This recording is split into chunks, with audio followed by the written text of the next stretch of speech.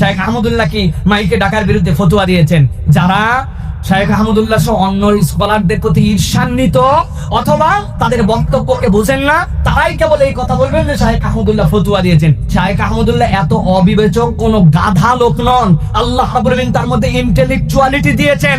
উনি ফতোয়া দিতে কোন দুঃখে যাবেন? এটা তো ফতোয়ার আইটেমই নয়।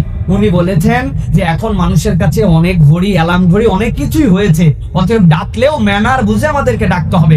অতি ডাকাডাকি করে কাউকে কষ্ট দেওয়া যাবে না। তারপরেও কেউ যদি অতি ডাকাডাকিও করে তাহলে এটা হারাম হয়ে যাচ্ছে, নাজায়েজ হয়ে যাচ্ছে, কবিরা গুনাহ করতেছেন, এরকম কোনো কথাও তিনি বলেন নাই।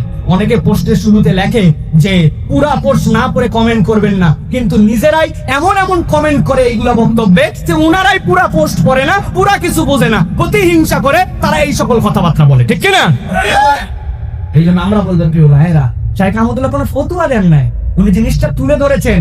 আপামর জনসাধারণের অনুভূতি তিনি জানিয়েছেন যে আমরা ডাকবো, কিন্তু এই ডাকাটা যেন অপরের কষ্টের কারণ না হয়, মানুষ যেন বিরক্তির কারণ না হয়, সব দিক বিবেচনা করে আমাদের ডাকতে হবে। এখন যে অঞ্চলে গ্রাম অঞ্চল, আমাদের গ্রাম অঞ্চলে এখনো আছে, আপনাদের এলাকায় আছে কিনা, যে মানুষকে ইফতারির সময় জানানোর জন্য পটকা আছে না, পটকা, একটা পটকা ধরায় ফুটায় দেয়, পুরা গ্রামের লোক যেন শুনতে পায়, কেননা মসজিদের মাইকের শব্দ এত দূর পর্যন্ত যায় না।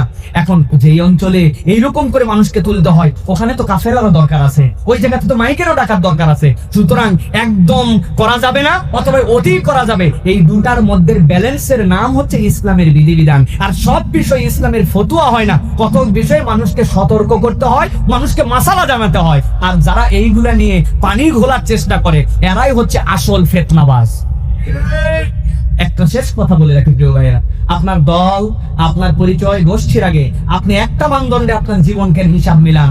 ইসলামের শত্রুকে, ইসলামের বন্ধুকে, ইসলামের বন্ধু যে সে আপনার দল, গোষ্ঠী, দেশের কিছু না হলেও সে আপনার বন্ধু। আর ইসলামের দুশ্মন যে সে আপনার দলের হলেও ইসলামের দুশ্মন, সে আপনার দুশ্মন, ঠিক কিনা? অর্থাৎ সব কিছুর আগে প্রায়োরিটি দেন যে ইসলামের জন্য